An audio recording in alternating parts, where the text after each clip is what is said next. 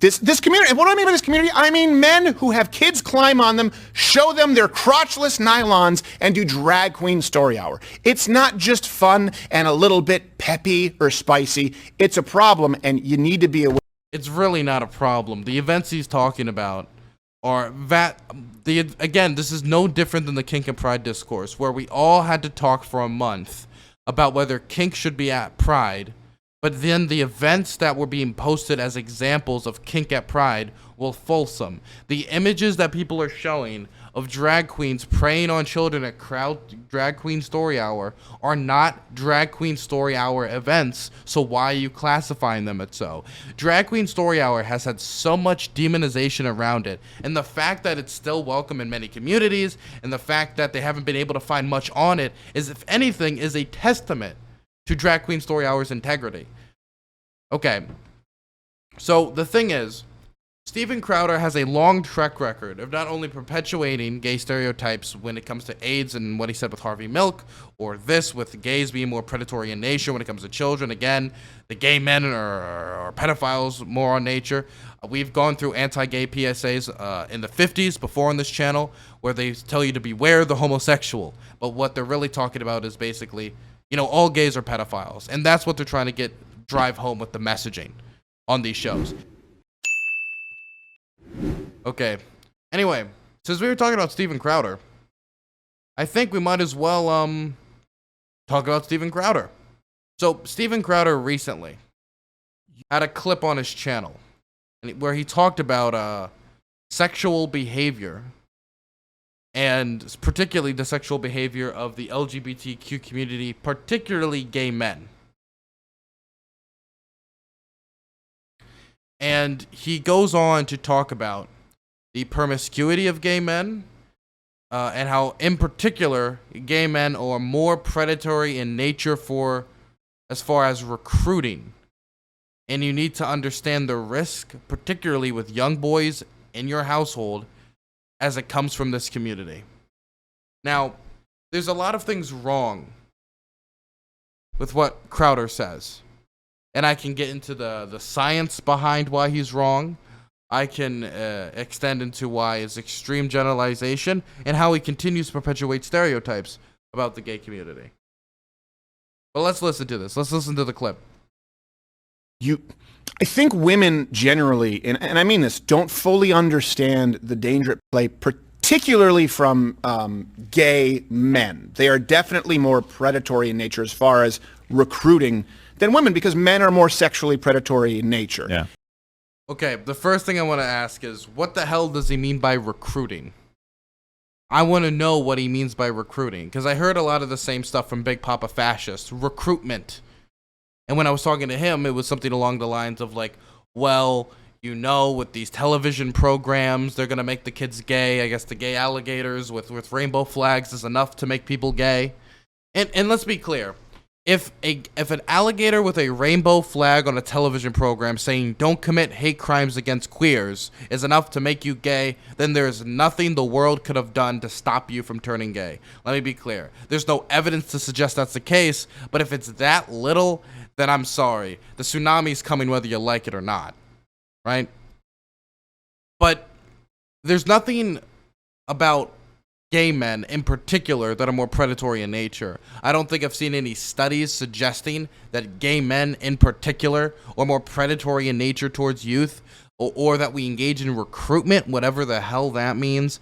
I assume that has to, I mean, I can only guess, so I'm gonna guess it's the old style of like, they're trying to make the kids gay to extend the gay community.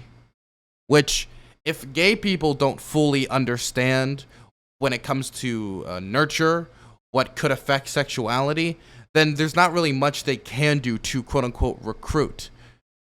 And telling gay kids, or kids generally, like, hey, just, if you're gay, that's okay, or treat homosexuals and LGBT people with respect, that's not going to be enough to recruit anybody, quote-unquote, which, again, isn't a real thing.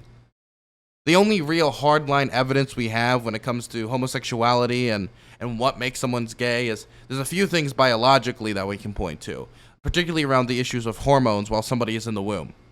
And there's a lot of science around twins and why twins on average have higher rates of like commonly being homosexual.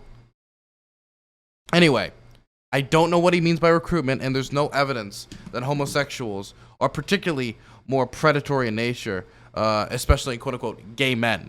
In fact, if you give me a second here, let me see if I can find this statement I always have on hand, because sadly, during Pride Month, I've had to engage with this point a lot. This is something that Jangle Science Lad, really bright guy, sent me from Sci-Hub that actually explains when it comes to predatory behavior and the actual topic of pedophilia, what is the motivating factors behind it. Because a lot of people try to like categorize pedophilia, which I guess this is what Steven is trying to do here, into like these two distinct camps. Like there's straight pedophilia and homosexual pedophilia, which is not actually the correct way you're supposed to be categorizing these things. Because what motivates somebody to have pedophilic tendencies is completely different than what the attractions people have for consenting equal age adults. So let me read this.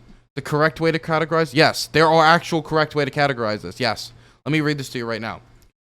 Cross-generational sexual behavior, then, may constitute a fixation on the part of the offender, a sexual orientation towards children as the result of arrested sociosexual development, or it may constitute a regression, the result of a sudden or progressive deterioration of emotionally meaningful or gratifying adult relationships. In general, fixated child molesters are drawn to children sexually in that they identify with the child and appear in some ways to want to remain children themselves. It is for this reason that the trend for fixated offenders is to target boys as victims. This does not represent, let me say that again, this does not represent a homosexual object choice, psychologically, but a narcissistic one. They see the boy as a projected representation of themselves. They feel themselves to be more child than adult, more boy than man, and therefore find themselves more comfortable, especially sexually, in the company of children, boys/girls, than adults, men/women/non-binary individuals. So as you can see from what I just said, and what I just read to you, it isn't that it's a homosexual attraction, or that it's a heterosexual attraction even. It's a narcissistic attraction, something that cannot be properly categorized as homosexual or heterosexual. It's its completely own thing, because a homosexual like myself is somebody who's attracted to gay men. Men being the key word there. The same way that a heterosexual is somebody who's attracted to, I guess in my case, straight women. So yes. To suggest in any way that gay men are especially predatory towards children would be completely inaccurate. I think a lot of women just think, he's just catty, and I always have, women always love having gay friends. And I mean, I've known that for a long time, and I understand you're comfortable because it's like being with a woman, but they don't often understand the world. It's not like being with a woman, okay? It's not like being with a woman. There is something that women can relate to in the fact that women are attracted to men and gay men seem to be attracted to men, but it's not like being with a woman. Talking like me, I do not have a lot of the same sociological traits as many women or society places upon women. I don't think anybody will have any conversation with me would ever think that, I think Dylan might identify as a woman. I don't think anybody's going to have that confusion. And I don't think I put that confusion out there. And let's stop for a second. Why is it that Crowder is particularly singling out gay men here if the science shows that there's nothing about being a homosexual that motivates this type of predatory behavior? If that's the case, then it's because he is perpetuating an old-style stereotype, not with statistical evidence or anything of that sort, or any science-backed claims. He simply is continuing this old-style stereotype of gay men being pedophiles. We've watched on this channel before old anti-gay PSAs from the 1950s where they say beware of the homosexual and then just describe a bunch of traits that you could place on pedophiles, equating the homosexual community with pedophilia.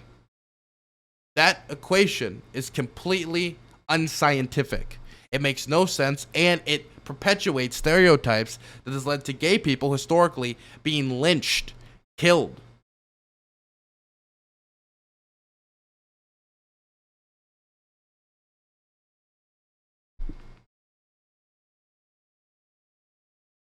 That has been something that has been thrown at me and many, many other gay men I know that isolates them from their families due to ignorance. And I've talked about like all the threats that the gay community faces or the LGBT plus community faces. The number one problem has always been ignorance.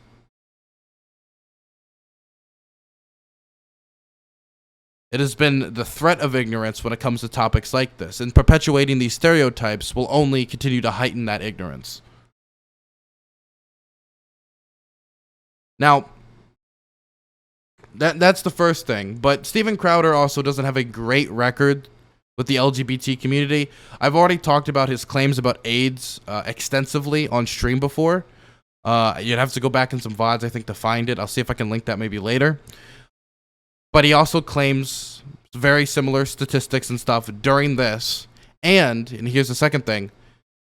Very recently, we saw his speech about AIDS. And I think I talked about it and even posted a YouTube video about it.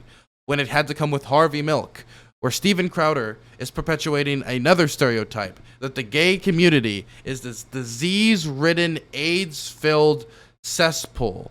And all of its people are just full of AIDS and disease because they participate in quote-unquote degenerate behavior. And the only person he proposed as an example of this, of how all of the gay community's historical figures have AIDS, was Harvey Milk, who didn't have AIDS. There was no reports of Harvey Milk had AIDS. In fact, he was assassinated before the first cases of AIDS were even reported in the United States. There was no evidence of Harvey Milk having AIDS. Steven Crowder just thought of a gay person in his head and thought, they probably had AIDS, and then blurted their name out. This is somebody who has perpetuated a lot of stereotypes about the gay community. In fact, I think a lot of us should remember his old shirt. Does anybody remember his old shirt? We'll talk about the shirt afterwards. After we finish this segment, we'll talk about the old shirt he had produced and the new shirt he had in the new edition. What had to do with Jay Crivara and the gay community. But let's finish the segment first. Well, we're talking about sexuality that men live in. And so you don't see it nearly as hypersexualized, for example, with lesbian women to the same degree that you do with gay men. No. Look, here's the issue with the homosexual community, with men, that I need women to understand, because often like, well, what's the harm in going to drag queen story hour? Okay. Any woman who has been in a sexual relationship with a man. Okay? By the way, there is no problem with going to drag queen story hour. There is a lot of stuff that people talk about with drag queen story hour, like, oh, it's grooming, or oh, it's this, or oh, it's that. It is just a person reading books to children. I know that education might be something fearful to the right wing. Actually, maybe that's the reason why a lot of conservatives and right-wing pundits don't want people to go to drag queen story hour, because if children start reading at a younger age, then they might get educated, and if they get educated, then they might stop voting Republican. I mean, I can understand that, but there's no evidence of drag queen story hour being some giant grooming operation, and the evidence they will present are from organizations that aren't even drag queen story hour, separate events that do not include them. It's like how Kink at Pride discourse was started by a bunch of pictures that weren't even at Pride, but were at Folsom, which was an actual kink event. It's the same thing with Drag Queen Story Hour. Okay? Think of all the times that the man wanted to have sex, which was pretty much always, and you said, not right now. Now remove the not right now. That's every gay couple. That's why almost none are monogamous. Statistically, it's true. A very, very small percentage of gay couples are monogamous. Why? Okay. So, the thing is, I always thought that the right wing just generally was like, I'm anti-identity politics, I'm anti-generalizations, everyone's an individual. And then just like immediately flip side, the gay community is AIDS-ridden whores who are basically all more predatory in nature. Just immediately when you can characterize a marginalized group as this predatory whoredom of non-monogamous people destroying marriage, then immediately it takes the opportunity.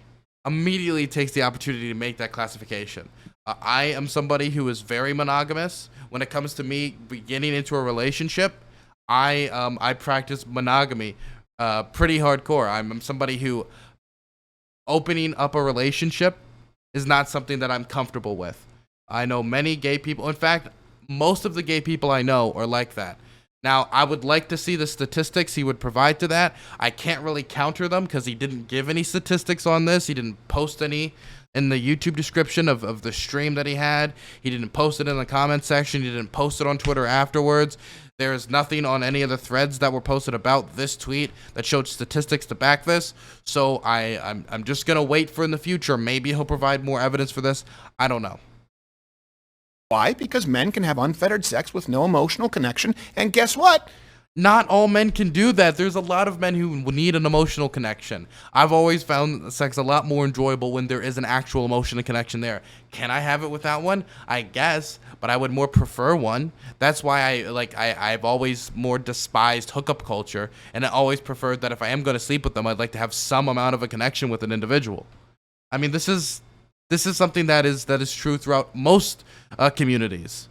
I believe straight people, this is the same for them. Lesbians, gay men, bi individuals, trans individuals. I would think this would be statistically true through all of these communities. Again, he has yet to provide any statistics, so I have nothing really to counter here, but just like taking him at his word. It feels good. And this is why you have a hypersexualized community. This is why AIDS was exclusive to the gay community in the United States, despite how Fauci lied about it initially. Your chance of getting AIDS right now in this country as a heterosexual, monogamous, non-drug-using male is 0%, and it's still statistically zero, even if you haven't been entirely monogamous. Let's just be clear about that. And this is a message to mothers out there, because I think fathers always inherently, at least, understand what they're overly protective of young girls, generally speaking, and then they are generally speaking zero straights got the AIDS. Also, I've talked about this at length on other streams. I'll see if I can get it and link it under the video if I can find where I've talked about this before on previous VODs. But also, what he's talked about before on the channel. It has to do with What's the Story Hopper, which is a discontinued YouTube series. 1 second. I don't know why that is. That's the recommended video. Okay, 1 second. What's the Story Hopper? I believe he took this down from his YouTube. What's the Story Hopper was a series that he used to have. Steven Crowder. I'm trying to find it. Does he still have it up? Because as far as I am aware, he actually took down the video, the AIDS video he had before, and he never provided an explanation, if I remember correctly. I can't find it. There it is. Never Dying. He didn't take it down. He still has it. So this is a video where he talks about this at length. I couldn't find it before. I'm happy it's still up. This is a video where he talks about it at length. I'm going to do another react because I reacted to this on the channel like 8 months ago. I'm going to do another react in the future, breaking this down and a lot of the information that was completely dishonest that he had in here, trying to downplay the AIDS pandemic, which killed a lot of people. More aware of how they need to be protective with young boys. It's why often women don't understand how young boys are bullied. Yeah. Because it's very different from how young women are bullied. And so you need to understand the risk, particularly with young boys in your household, as it comes from this community. And what do I mean by this community? I mean men who have kids climb on them, show them their crotchless nylons, and do drag queen story hour. It's not just fun and a little bit peppy or spicy. It's a problem, and you need to be aware. It's really not a problem. The events he's talking about are again, this is no different than the kink and pride discourse, where we all had to talk for a month about whether kink should be at Pride, but then the events that were being posted as examples of kink at Pride were fulsome. The images that people are showing of drag queens preying on children at Drag Queen Story Hour are not Drag Queen Story Hour events, so why are you classifying them as so? Drag Queen Story Hour has had so much demonization around it, and the fact that it's still welcome in many communities, and the fact that they haven't been able to find much on it, is, if anything, is a testament to Drag Queen Story Hour's integrity.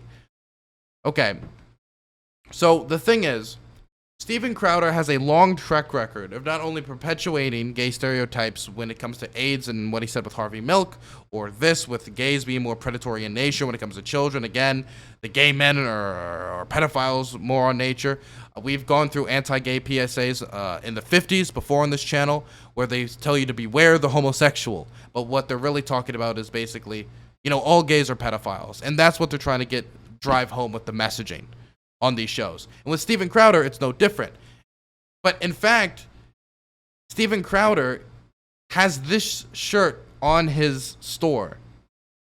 I'm sorry, but for anyone that is seeing this like homophobia from Steven Crowder and it's leaving you in shock, leaving you in awe, and you're really surprised, like really genuinely surprised, that you just weren't paying attention to the rhetoric he has been using for years, not to mention the political candidates he has supported. Now, Steven Crowder asserts to this day that this shirt does not say socialism is for F-slurs, while Che Guevara is doing like the classic homosexual limp-wristed type. We know exactly what's going on here. But he asserts to this day that it's not socialism is for F-slurs, it's socialism is for figs. Genius. And the evidence used is if you look there, you can see the little fig leaf, right? But if you go down, one second, somebody else even posted it. The old style of this shirt, you can still find pictures of. The original version of this shirt was 100% undeniably, and it's still the intent today, socialism is for F-slurs, even if he denies it. The only reason he changed it is because people saw that this was on his store, who were not absolute nut jobs that were buying it, even though maybe I could see myself buying it unironically. And he was getting a lot of heat from it. YouTube was getting a lot of heat from it specifically.